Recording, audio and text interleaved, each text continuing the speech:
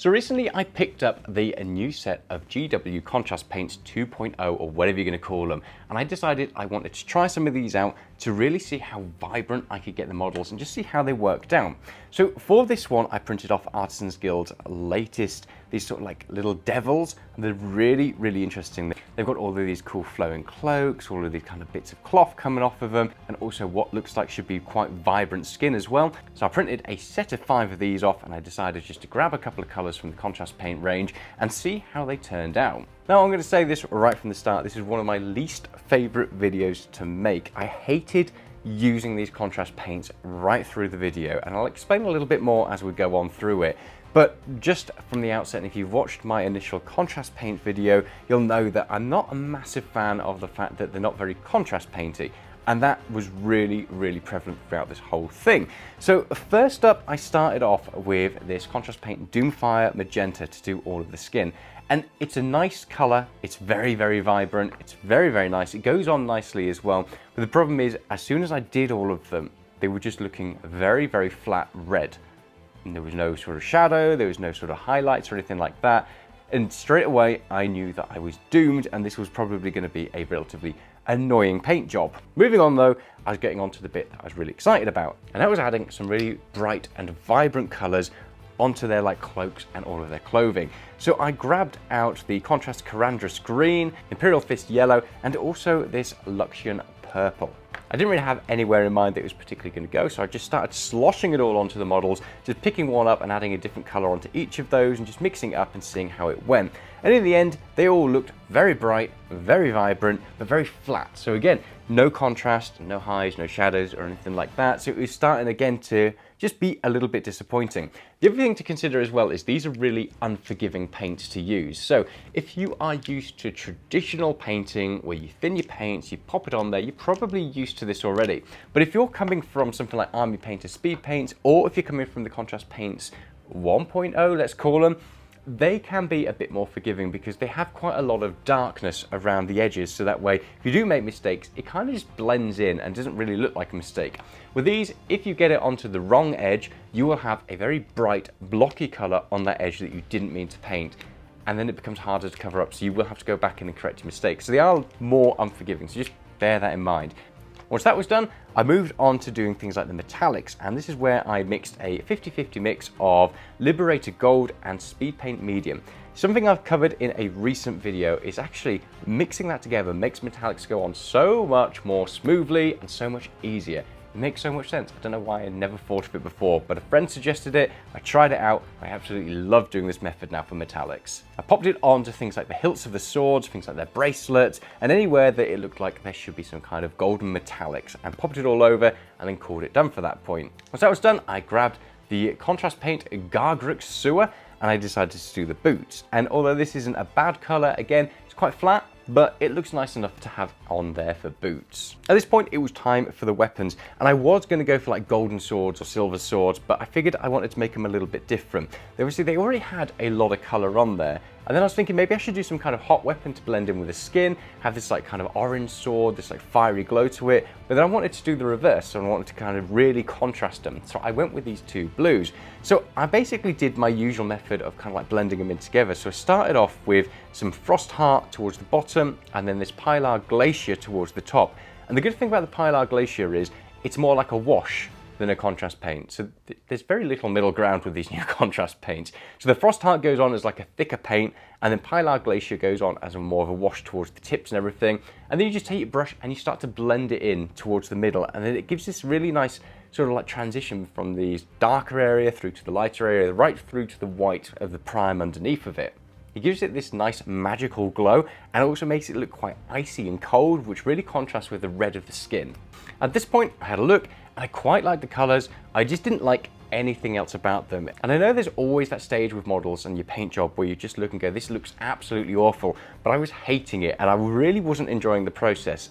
And at this point, I knew that I needed to go back in there and do all sort of like the finishing touches and use washes and everything else. And what's frustrating about this is, had I been using the original contrast paint, had I been using the new Army Painter Speed paints, then at this point, you would normally be at a stage where you could probably call your models done, apart from doing the bases. You would normally want to go back in and do some more detail work, or maybe some washes, or just maybe a little bit of highlighting. But with those original contrast paints and with the speed paints, you get pretty much all of that done, and they look good enough to go onto the table. But with these new contrast paints, they don't. There's no way that I'd want to put those on the table. There's no way that I would even come close to calling them done at this stage, because they need additional tools to make them work. So before moving on to the next stage, I literally just grabbed a cream dry brush and smashed it all over these models, to the point that I kind of figured I'd ruined them, but it started to add some nice highs in there, and they were starting to bring out some more of those details. So I wasn't too bothered, and I was willing to sacrifice these. I wasn't enjoying them anyway. So at this point, I grabbed my airbrush, hit them all with a gloss varnish, and left them for 24 hours just to set. I then came back in and I used my traditional oil wash, basically mixed up a nice thick black and sloshed it all over. I then left it for about an hour and then went back in with a Q-tip and started to wipe it off all the high areas, got some spirits and just really cleaned them up. And the great thing is, at this stage, it was starting to look better. These really bright, vibrant colors, and they finally had this nice transition between a nice high through to that shadow, which isn't accomplished with these new contrast paints. So I was really starting to finally like the look of these. Once the oil wash was all cleaned up, it was really starting to come together. Obviously I had some of those highs because I'd already done that dry brush, and then I had the oil wash all over it, and it just blended the whole thing in together, and the model was actually starting to look pretty nice. I had those nice vibrant colors that I achieved using those contrast paints, and then because I'd done those additional steps, I managed to get some of those highs and some of those shadows, and things were looking good. I then needed to base them. So at this point, I grabbed my usual basing mix, which is polyfiller, PVA glue, and some tea leaves, and then you mix in whatever color paint you want. So I went with this yellow paint because I figured they should be on some sandy bases. I then popped that on there, let it dry for about 6 hours, came back in and dry brushed it with a cream to add some nice, I guess, more dusty sand to it. Just threw in some basing bits. So I added in these tufts, I added in these kind of bits of bark, and some rocks as well. I then went back in and I grabbed a cream dry brush, really rubbed off the brush and started popping it onto things like the boot and the areas around the lower trousers and stuff to make it look like sand and dust had worn off onto them, so they didn't look like they were just kind of stood in the desert and not affected by it. At that point, I called them done. I then hit them with a matte varnish just to kind of dull down the gloss from beforehand, and actually, I suddenly really liked them. Now you might be wondering what I did with the hair. I just left it. I was lazy, but I didn't want to add any color to the hair because there's already too much color on the model. So by leaving them white, it added something neutral in there just to kind of help balance it out. And I think it worked out pretty well doing it that way. I hated the process, but I actually really liked the way they turned out. And let me know in the comments below, what are your thoughts? I think they look pretty good. They're by far not the best thing that I've done, but actually they're not too bad.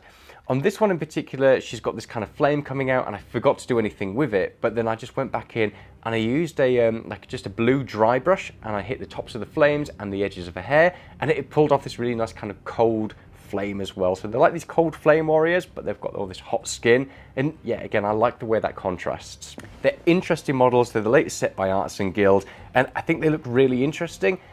Using the contrast paints, it's going to take me some getting used to. Now, I could mix contrast paint with some speed paint medium or some contrast paint medium, and that would probably help to alleviate some of these issues, but I hate the fact you have to do this. The first set of contrast paints, although some of them had their flaws and they were a bit inconsistent, the vast majority of them, you could literally slosh them onto like the skin and you'd get those highs, lows, and mediums. With this, you just don't. You just get one consistent coat, which for some people and some uses is really handy. I just wish they were labeled better so that expectations could be met, rather than people going into this and go, oh, this will be great, I'm going to get the same as I've always got from contrast paints, but you just don't. So let me know your thoughts below. Are you using the new contrast paints? Have you picked out any that you really like? There are some fantastic ones in the set. I've got to say, some of the vibrancy that I've got from these is really good. These colors are so incredibly good when it comes to that. I guess the vibrancy of the color and how much they pop. And that is something that kind of has been lacking previously, especially if you do something like a zenithal prime or a darker prime like I've done in the past. These go on really well. They are far more unforgiving and they are far less contrasty than I would like. But if you are the kind of painter who likes to get all your base coats done and then go back in and do your highlights and do your shadows yourself, then these could be something worthwhile checking out. You could, of course, just use traditional paints and thin them down, but you know, where's the fun in that? So, hope you've enjoyed this video. I hated making it. I don't know why I hated using these contrast paints so much, but I really disliked the process. However, the result I'm pretty happy with, and I'm happy with the way they turned out. So let me know your thoughts in the comments below. I did lose a bit of sanity doing this. I also had COVID at the time of doing this as well, so that might have been a factor in this, but who knows. If you've enjoyed that video, hit the like and subscribe button and come along for some more content in the future. In the meantime, head on over to our Discord channel where we chat all things hobby. And if you really want to support the channel, head on over to my Patreon page. It just helps me to keep on making more of these videos, buy more equipment to put this thing together, and yeah, it just helps me to keep on going. In the meantime, stay safe and I'll see you soon. Bye.